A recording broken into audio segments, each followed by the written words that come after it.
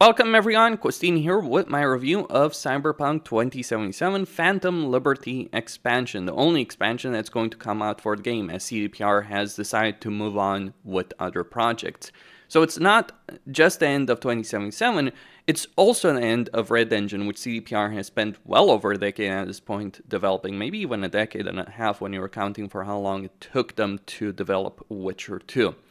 So it's been many years. CPR invested a lot of resources. They had a lot of issues because of that, and they had a lot of problems with their games as a result of it.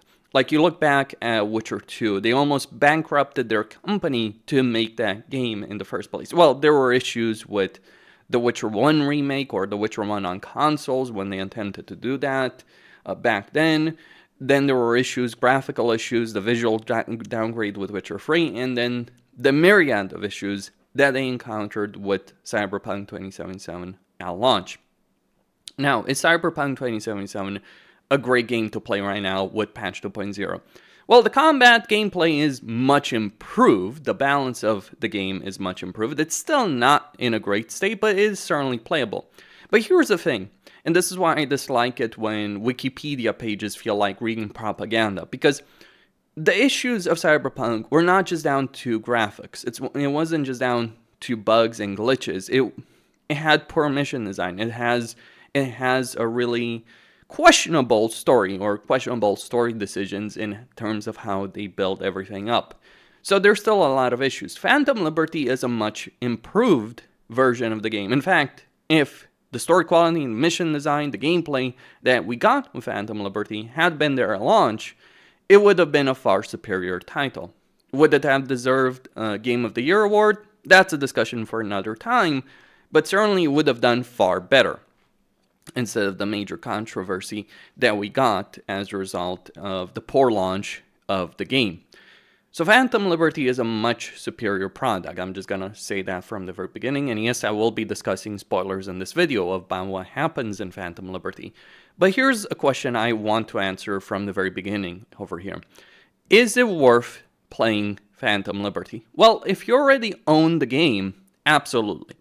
Now, if you have an endgame save, let's say you play for a significant portion of the base game of 2077, I would strongly recommend doing so. Though, I'd first probably recommend spending 1 or 2 hours doing some missions, sorting out your guns, sorting out your skills, figuring out how you handle patch 2.0, and then jumping into the DLC. Because there are things to get used to. The game does play significantly differently than it did at launch. As opposed to just chugging HP potions, you have a very different dynamic in terms of combat, in terms of overall gameplay. But what if you don't have an endgame save? Should you play for the base game to get to a point where you can comfortably play for Phantom Liberty? I'd probably say no.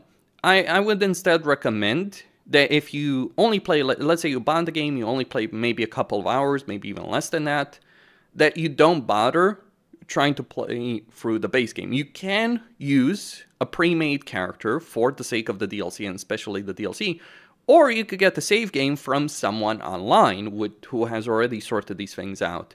Because, as with many RPGs, you can find, very likely, a lot of save files online, use one of those, go into the DLC, play through for that.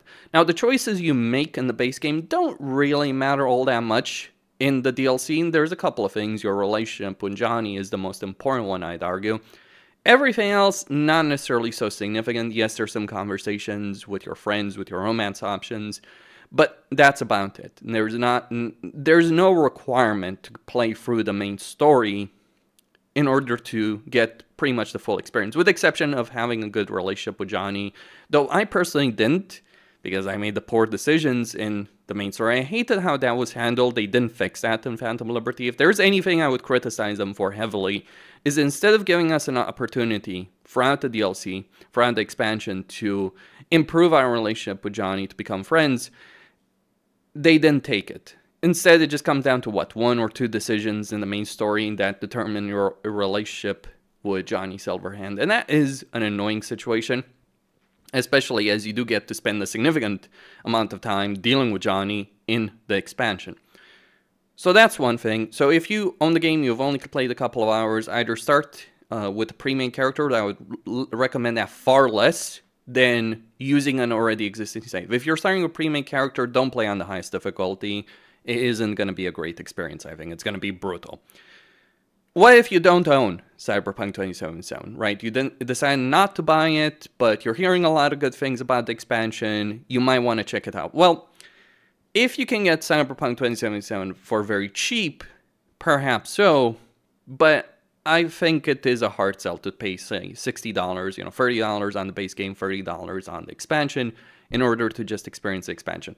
Though your opinion on that may vary, because you might think, well, it's, a dozen hours, or people are saying 30 hours. It's not going to be 30 hours, let's be clear on that. Though the number of hours, from my perspective, is far less important than the question, is it a good experience? Yes, the expansion is a good experience. If you think it's worth spending $60 on, say, 10 hours, 20 hours, I would say probably, reasonably speaking, about 15 hours to get through the majority of the DLC, the meat of the DLC, if you will. So doing the main story, doing the important side missions, it's about 15 hours or so, maybe even less, dependent on the difficulty you're playing. I played it on the highest difficulty. I went with a high-level character. I wasn't min-maxing, so it took me about 12 hours to get through the main story of the DLC. There's a couple of missions, side gigs, though I'll talk about how gigs are different in the expansion as opposed to the base game.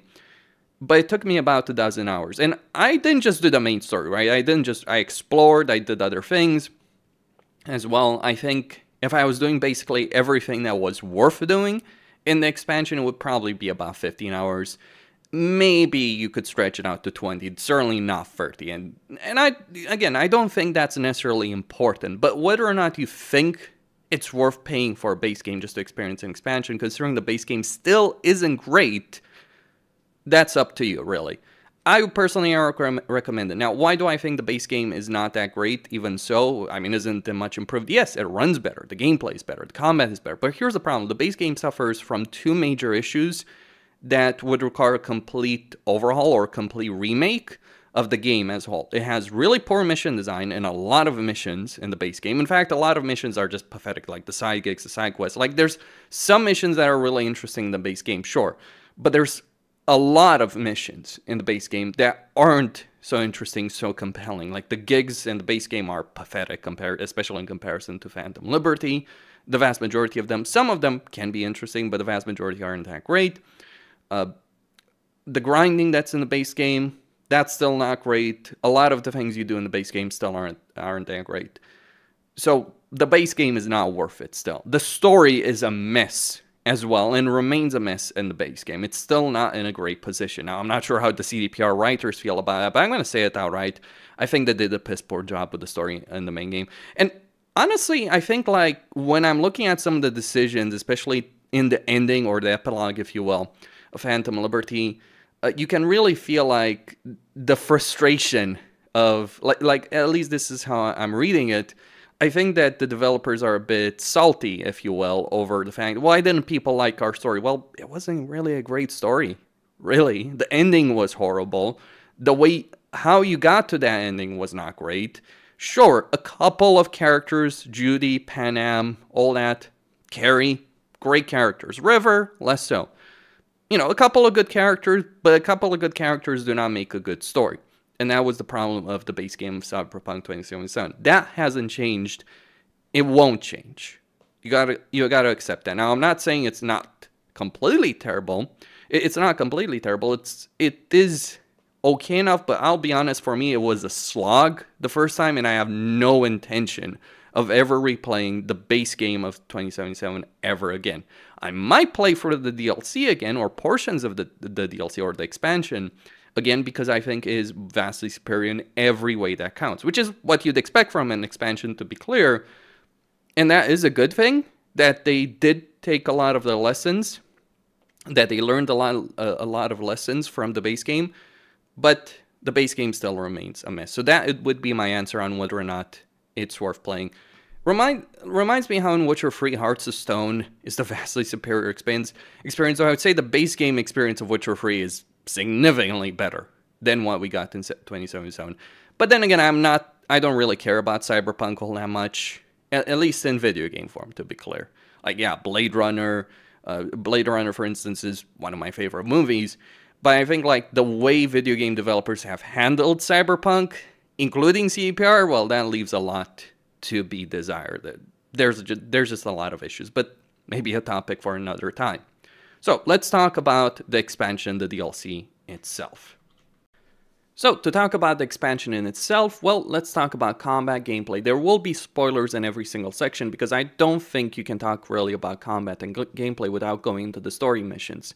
Because it's kind of pointless to talk about how the gameplay is and like, oh, you're just going down the street and picking a fight with a bunch of thugs. No, that's not really relevant. How is the combat? How is the gameplay in the story missions? Well, when Cyberpunk came out, it was in a pretty horrible state. There were plenty of bullet sponges, there was plenty of bad balance, you needed to grind a lot, you needed to abuse the armor system, the crafting system, to get any kind of decent level of survivability, decent levels of firepower, and you basically were put in a position where you had to constantly chug HP items in order to survive. That is no longer the case. For the most part, or at least it works differently. You're still going to be using a lot of HP items, but now they're a cooldown as opposed to a constant consumable that you can spam.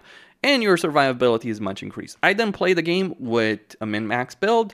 I played it with whatever I thought was best. I didn't spend too much time. I did read some guides on which guns I should get before the DLC came out. How accurate those guides were, that's a bit of a different discussion because many of them were made before 2.0. But suffice to say, with the exception of a couple of encounters, combat encounters, the expansion felt pretty solid. Some exceptions, but I have to say, you start the expansion and you have this robot fight, right?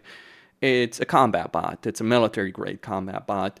And I would say that was one of the best boss fights that CDPR has released in a very, very long time. If we look back at previous games, virtually all of their games, they've kind of struggled with boss fights. Either they make the games in such a way like Witcher 1, Witcher 2, Witcher 3, where any kind of decent boss fight you can easily annihilate by just having a decent level of gearing, decent level of items, or you get the situation like Hearts of Stone or Blood and Wine, where the bosses have a ridiculous amount of HP and then they're very fucking frustrating as a result of that, because you're still a glass cannon in all of those games. Now, you're still a glass cannon in Cyberpunk 2077, but for the most part, the combat encounters, the boss fights, the regular enemies, were fairly fun to deal with. You now have a great deal of mobility on the battlefield, you can survive quite well. Like my playstyle, the one I used, was to make use of the healing items, benefits from the healing items in order to get extra survivability whenever one got triggered. I was using a blunt pump, which automatically triggers once my HP drops low enough. I also made heavy usage of grenade, and I was taking advantage of the dashing ability to just run around the battlefield, like dashing around the battlefield, dodging attacks, hitting enemies in the face. It was a good deal of fun. Now, there are still issues, because while certain bosses were okay, or at least one was pretty solid, actually two boss encounters that I encountered were pretty solid. The Chimera, the first boss you have to deal with in the DLC, and then one of the final bosses, which was dealing with Max Tack. Yes, with the elite police force of Night City. And both these encounters, these two bosses that I dealt with, were fairly good. I mean, sure, Max Tack was a difficult fight. These guys have a lot of HP, a lot of survivability, but it did really feel like facing off against a proper squad of elite soldiers that weren't so ridiculously annoying, unlike many other bosses that do exist in this game where, oh, they just do a ridiculous amount of damage. They kill you in a couple of hits and you constantly have to dodge your abilities while they have a ridiculous amount of HP. Unfortunately, there were still bosses that did feel like that. Colonel Hanson, the big guy in charge of Dogtown, still is an annoying piece of crap boss fight where he has a ridiculous amount of HP, he does a lot of damage, and your best scenario is just run around the battlefield, taking pot shots and trying to do as much damage as you can. It's a long, tedious, boring, crappy boss fight in a lot of ways. I think it has to do with the level scaling that they're using. Because I was certainly a very high level. Maybe I hadn't leveled properly, all that kind of stuff. But it's not that it was challenging. I want to make that point. I did defeat them, but it's like, it's just annoying having an extremely long boss fight where not much is happening, but you're just running around avoiding his melee hits, getting as many hits as possible, and even exploiting the terrain to get them bugged into position so you can just take free shots at him. That is not good design. And this is a problem that CPR has had in every single one of their games. They cannot, for their lives, find a good middle ground between a boss fight that has a ridiculous amount of HP and does a ridiculous amount of damage, or a boss fight that you just annihilate in a couple of seconds. Now, to be clear, I think like CDPR has the wrong attitude. I think they always look at, oh, people shouldn't just min-max their builds to annihilate bosses. Well, I gotta say, From Software doesn't handle things like that. In From Software games, in the Souls series, if you have the right build for a boss, you will annihilate that boss. And this applies for every single boss in the game, for the most part. A couple of exceptions, but even those exceptions, like, they're very rare, and still optimal builds for those bosses, including Malenia and Elden Ring. You can easily deal with some of those bosses if you're using the cheese build. But there's nothing wrong with people being able to do that, but apparently from CDPR's perspective, there is something wrong, so they constantly make these encounters where, regardless of what you do, min-max or not, you're just going to face a frustrating level of challenge. What's the point of building a character to min-max if it's just going to make the fight last just a bit less, but you're still going to die quickly, you're still going to have a long boss fight? That is the difference between CDPR and Elden Ring, for instance. Of course, the opposite situation where you just annihilate the boss in a couple of hits, which you can certainly do in Witcher 1, Witcher 2, Witcher 3, is not a great situation. So they really need to think how they're doing things, especially on the highest difficulty, because I played on very hard. Now, in terms of mission design, it is night and day above the base game. Even the gigs, like, forget the main missions, right? There's complex design, like, there's quite a bit to the design of missions in both the base game and the expansion, though I have to say the expansion missions felt a heck of a lot better. There are multiple paths, multiple ways of doing them, a decent variety in terms of the gameplay encounters you had in them. But you can make the argument for the base game as well, to a degree. Though I felt even in terms of the main missions, in terms of the main missions, the expansion is better than the base game. However, where Phantom Liberty wins is with the gigs. It's really with the gigs. So the secondary missions, the unimportant missions, sure, you have gang encounters that you can do, right? NCPDs, cyber psychos, all that kind of stuff. Those are irrelevant objectives, really. But the gigs were more involved. They had more story to them. They had more dilemmas created for you as the player. That's what I like. Like, there's a particular mission where you go to save two police officers who've gotten in trouble with a gang, and you encounter Dumb and Dumber, as I call them, and it kind of felt like a crossover between Breaking Bad and the Bundy family, and honestly, that was pretty damn good.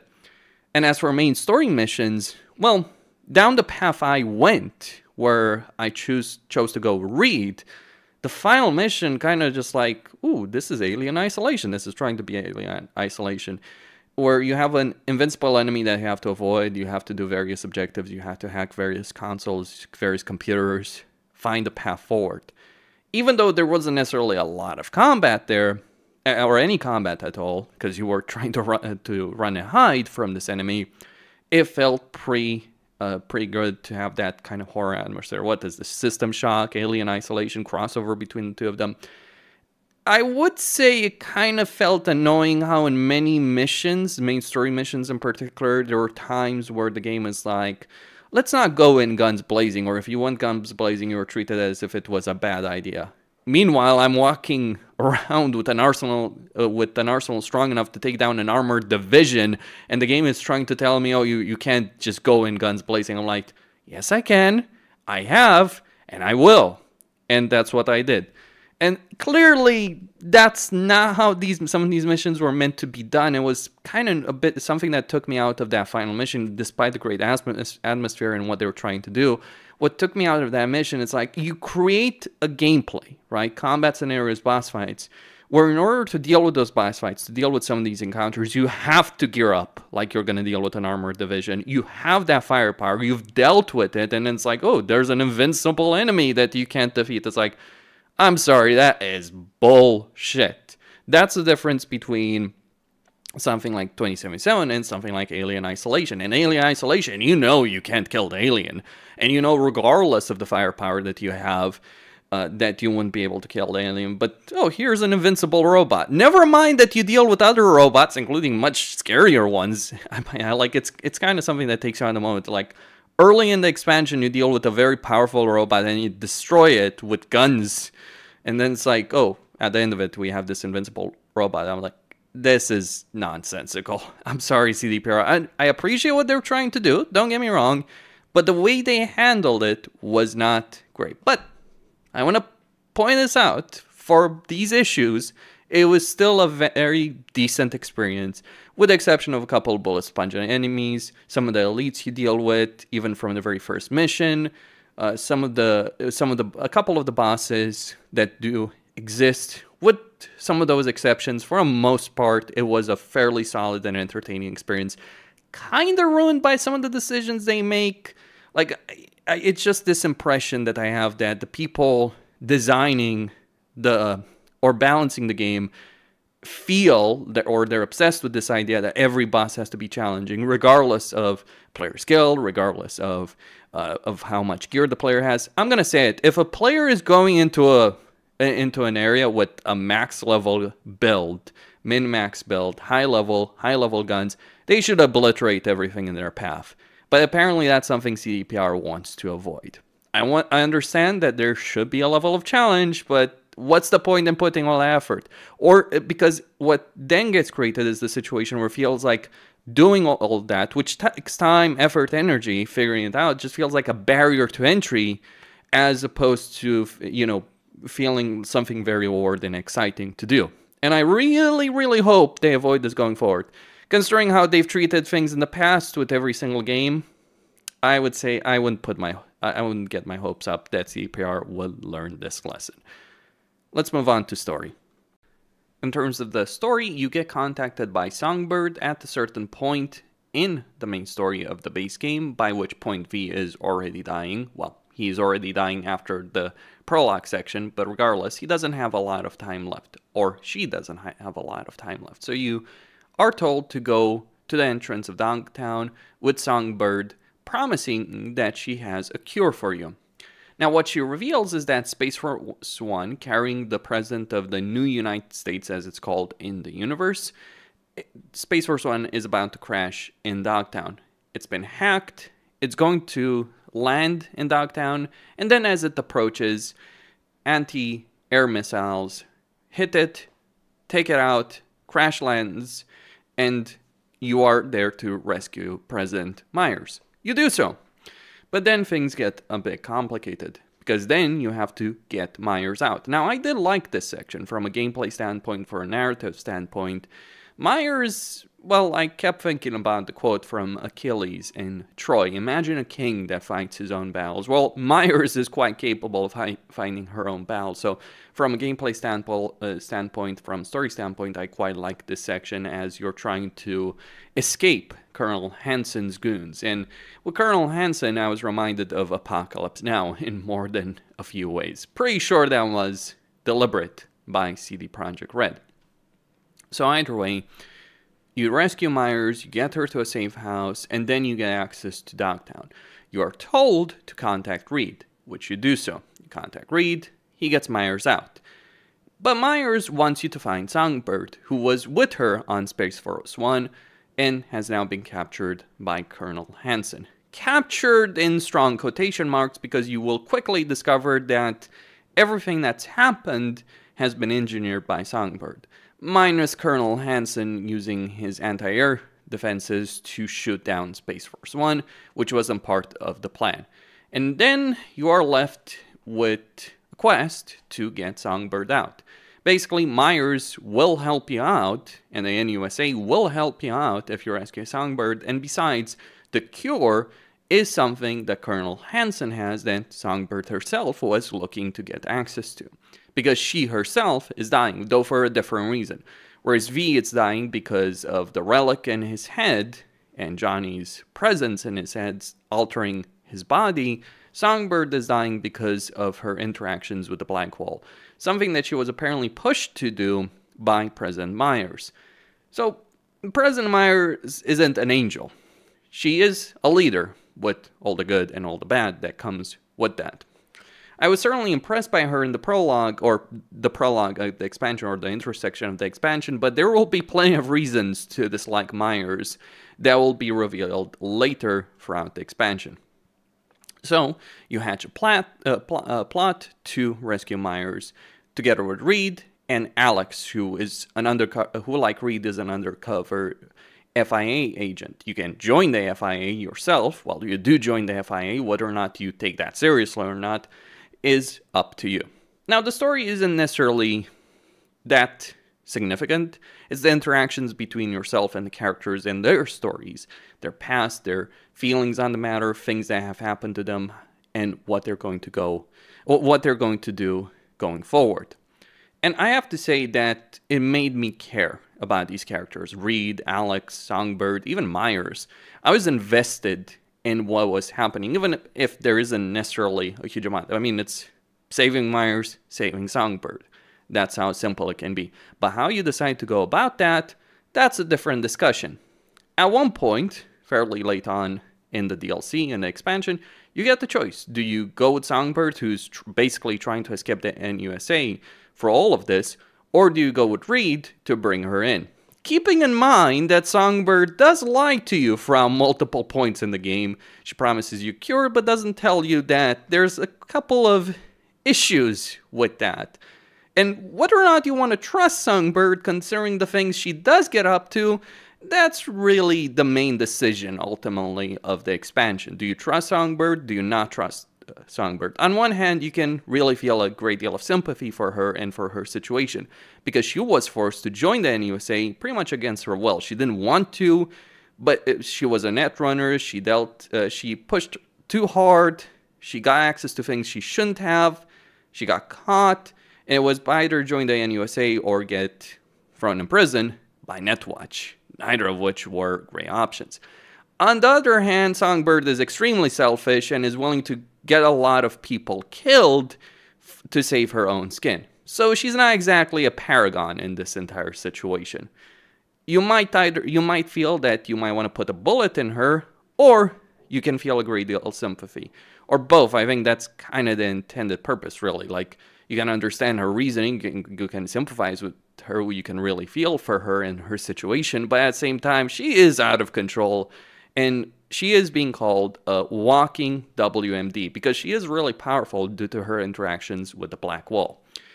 But this presents a problem because, and this is a problem that I've had with Cyberpunk since day one.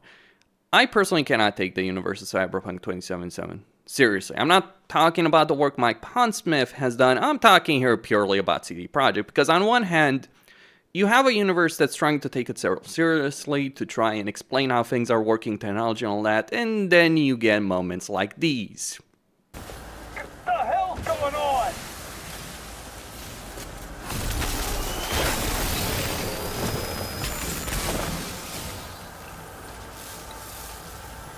Space magic. That's essentially what it is. Oh, I'm sure there's a technological understanding of how that works, but really, my suspension of disbelief already, even with the base game, was already lying down on the floor, curled up, screaming. It got shredded by moments like these. Don't get me wrong, I like the story, I like the interactions with the characters, I like the music, I like the voice actors, and one of the things I greatly appreciate about Phantom Liberty is that they have some big name actors. They do have Keanu Reeves, they do have Idris Elba, but they use them, they use their talents, they use what these guys are capable of. Sure, they spent a huge amount of money to get actors like these in the base game, in the expansion, but I think they utilize them quite well, at least in the expansion. I have to say that the interactions you have with Johnny are significantly better in the expansion than they are in the base game overall. Sure, there's some good moments, don't get me wrong, in the base game as well, but overall, it just felt a much better experience in every singular way from a story perspective, dealing with Johnny in the expansion than it did in the base game. I have that low of an opinion of the base game, I have to say. So either way, you get the choice, right? You go to secure Songbird, you can either go with Reed, you can either go with Songbird. Alex is dead either way, unfortunately. And Reed, Songbird, what happens to them, that depends on your choices. Now, Songbird pleads with you not to take her back to the NUSA, but to be quite honest with you, at this point, like towards the end of it, after discovering her past, I wasn't quite willing to listen to her. I could feel for her, I could sympathize with her, I could understand her. People have compared Songbird to V, and there's a reason behind that. Both of them were people that messed with powers that they shouldn't have, and both of them got burned pretty badly, and both of them are dying because of it. On the flip side, Songbird represents perhaps the more extreme version of V, who is quite willing to kill everything and anyone standing in his way or her way just to save their own skin. And one of the things to mention about this is that just doesn't quite sit right with me. Like, there's being selfish and then just being mass murder just to save your own skin. And that's precisely what Songbird is. Let's not sugarcoat it. She isn't an angel, as I said. She's not a paragon in this story. She's not a hero of the story. The only hero, if you will, quote unquote, is probably Reed, or really Alex, in all of this. And even he and Alex, both of them have blood on their hands, so to speak. I actually felt the most sympathy for Alex, to be quite honest, because she was just trying to do her job as messy as it was, and she was just looking to retire. Well, that went up in smoke. So, Songbird, what do you decide to do with her? Do you help her escape? Do you side with Reed? Do you change your mind at one particular point? She does ask you, if you side with Reed, she does ask you to put her out of her misery. Honestly, I wasn't willing to do that either. She does survive, and what condition she is, that's a different discussion altogether. But I honestly can't take the whole Blackwall aspect seriously in any way. I like the story, I like the interactions, I felt for the characters, I was invested in seeing it to its conclusion, which I felt was fairly solid, despite any issues that I had with it. Gameplay issues, story issues, you name it. I liked fighting Max Tack. I liked going up in a level that wouldn't have felt out of place in any way, shape, or form in System Shock or in Alien Isolation, when we're talking about like the Songbird ending, which was my personal decision. And yeah, you get to meet Myers again if you go for this ending. She offers you a medal, depending on whether or not you captured Songbird alive or you put her out of her misery. Though, honestly, you should probably not listen to Songbird in this particular ending, because she's clearly lost her mind by this point. So maybe listening to her as if she knows anything she's talking about, as if she is making sense in any way, shape, or form, is probably not the best decision. Though, you might want to. That's your prerogative. By the way, while it's not necessarily the most complex story, it is certainly a story that gets you invested. That's my perspective. And then we get the epilogue. Then we get the brand new ending to the game. And this is where I feel CDPR really dropped the ball. With the new ending of the game, it really did feel to me that CDPR was pretty bitter about how people reacted to their original vision of the game. Certainly people in the writing team were bitter about it. That's my perspective on this. They didn't enjoy the fact that we didn't appreciate the original vision. Well, I'm going to say it pretty plainly here. The original vision of the game was bad. It sucked. It wasn't great. It wasn't a great story. It had some good characters, it had some good moments, but there were a lot of issues. The lack of a third-person camera in certain crucial moments of the story would have, that hurt it as well. Don't get me wrong, I do enjoy the first-person camera in like 80% of situations, but there were absolutely critical moments where a third-person camera would have worked quite well to sell the story to us. The fact that a lot of the things we see in the story, like Mikoshi, Soul Killer, etc., just aren't things we can accept in terms of working, because they never bother giving us an explanation for it, and they just tell us basically, just to take it at face value. No, that's not how things work, CDPR, in storytelling. You can't just expect to throw a MacGuffin at people and expect them to take it seriously. That's not how storytelling works. That's the problem with quite a few things in the base game, and even in Phantom Liberty with the new cure, how it works. So regardless, the new ending requires you to sacrifice Johnny. You kill off Johnny to save yourself. Now, how the conversation between you and Johnny happens depends on your relationship with him If there is a disappointment I have with Phantom Liberty, it's the fact that it doesn't give you an option to improve your relationship with Johnny. And the conversation you have at the ending feels so horrible compared to the other conversations you have with him throughout the entire expansion. That's my problem with it, because the entire expansion acts like you're friends with Johnny, but the ending itself, like, oh, that's where you're going to care about my relationship with Johnny, whether or not we're friends, which is based on a single decision in the base game. That's not a great thing. That's not how relationships work between people. I need to mention this. I understand that approval meters aren't so popular. Never mind that we have an approval meter with Johnny in the game. But there's like having a relationship work one way throughout the rest of the expansion and then just suddenly go in a completely different direction because of a choice you made that many hours ago is not a great way to handle that. By the way, you sacrifice Johnny, or he sacrifices himself to save V. And you wake up after a 2-year coma. Now, fun fact, you go for brain surgery. You went for a 2-year coma. The only consequence of that is that apparently you can't use implants anymore, like with the exception of a COM implant. How fun that is. Like, oh, COM still work. Oh, convenient, right? Convenient that COM still work, but apparently no combat implants work at all. Never mind that V still has their memory intact, their skills, their knowledge intact, that they can move. Like the fact that V, just a couple of days after waking up from a 2-year coma, is walking on the streets of Night City, that is incredible. Never mind any of that, right? It's just combat implants, because it's a cheap ending. It's CDPR being bitter that people didn't accept their original vision and trying to make us feel terrible with this new ending. Oh, you sacrifice Songbird. Well, for your selfish needs. Well, that's one way of doing it. Or maybe you just didn't trust Songbird's judgment. Because CDPR gave us plenty of reasons why we shouldn't trust Songbird's judgment. From the very beginning of the expansion until the very end. In fact, right before you make the critical decision whether or not you want to trust her and go with her plot, or not, you can confront her and tell her, hey, you're going to get a lot of people killed. And she's like, so what? And it's like, okay, not doing that. That was my reaction to it. So there's issues, significant issues with how CDPR decided to handle this. And it's the weakest point of the expansion.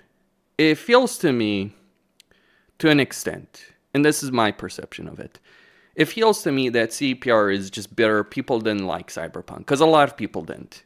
And they haven't moved past that. They lost a lot of money. They suffered a lot of stress. I get it. But here's the thing, CDPR. Maybe you should take things differently. Not act like arrogant assholes just because of what you got away with and with Witcher 3. And I say got away because I'm going to be blunt and say Witcher 3 is not the great game a lot of people think it is.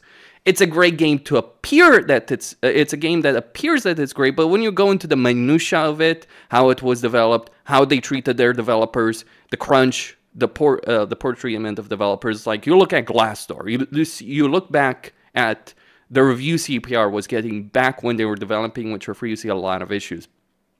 The dumbing down of the story, the ignoring crucial characters from before, including Yorveth and Saskia, and so on and so forth. Lots of issues that Witcher 3 does have.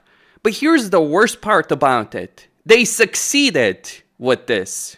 Like, the problem is, they got so many Game of the Year awards, they got high praise, and then, you know what they did? Like, this is what I'm getting to. They did the same, they tried to do the same thing with Cyberpunk. It didn't work. And now they're pissed off that it didn't work. Well, guess what? Just because you get away with doing something like Witcher 3 doesn't mean you'll get away with doing it again or again. And I hope that they've learned that lesson. But if I'm reading this ending correctly, like I think there are certainly people in CDPR that haven't learned that lesson, that they're pissed off that we didn't appreciate their vision, regardless of how bad that vision was. That's my perspective on it. Don't get me wrong, I've played games from this company from Witcher 1 for many years. I was disappointed with Witcher 3. I was disappointed with Cyberpunk. I know they can do better. They even show it in Phantom Liberty, but then you get this ending and it's like, really? You put all that effort in the main story of Phantom Liberty for all the emotions, for all the characters we get to know, and then you deliver us this cheap-ass ending. Also, V ghosts everyone. If there is something I do greatly appreciate over in this ending is that it reveals how it feels. It reveals how horrible it is to ghost people, especially people that care about you, but just ghosting in general. Your friends, your acquaintances, and how badly some people would react. Ghosting is ultimately a very selfish exercise. Now, don't get me wrong, V is not at fault. Well, he's at fault for not properly accounting for the fact that, hey, you're going to get brain surgery that will have complications, that may very well have complications, not taking precautionary steps. That is V's fault. But certainly V is not to blame for the fact he disappeared for 2 years. The way people react to it, like Judy reacts to it poorly, you don't get a hold of Panam, so you don't even know how she reacted, except the message. She was pretty pissed off in the messages. And you can really see how ghosting can ruin someone's life, even, in this case. So yeah, just don't ghost people. Like, if you don't want to deal with someone anymore and you know they want to get in contact, at least have the decency to tell them straight to their face or for a message, for a phone call. That's my perspective. By the way, Phantom Liberty is a good expansion. Not the greatest ending to all of it. The new ending is not that great in a lot of ways. There's just so many parts of it, like, just doesn't make sense. Like, you walk away from your deathbed, and and V feels sad he lost his combat implants. Like, genuinely, V is pissed. Like, the thing that's ruining V's mood in the ending is the fact that you're no longer a badass merc. Not, like, the loss of a friend, secondary. The fact you sacrifice Johnny, that's not even a big deal, really. I was like, I'm more pissed off over sacrificing Johnny and losing my friends than the combat implants or the fact you can no longer live in Night City. Screw that. Screw that pisshole. Screw Night City. Like, my perspective is like, Misty's going to Poland, might just join her. Seems like a great idea. Also get together with Carrie again, because he's the only one that has a good reaction to all of this. Whether or not how much he cares about V, that's a different discussion, but at least, hey, he's willing to be there for you when it actually matters. I mean, I don't blame Judy. She went through hell. Like, you see that in the base game, right? She went through hell, but her reaction was not really a great one. And Panam, I'm not sure what to think about. People have theories like, oh, she committed suicide, or she's gone away. I don't know. I think it's just she never saw the message, the voicemail you left her. Mitch saw it, and he decided to take matters in his own hands. That's my personal theory on that. Anyway, that's all I had to say. Costine signing out. Don't forget to subscribe, like, and enable notifications, and stay tuned for more. Hopefully CDPR has learned some lessons with this.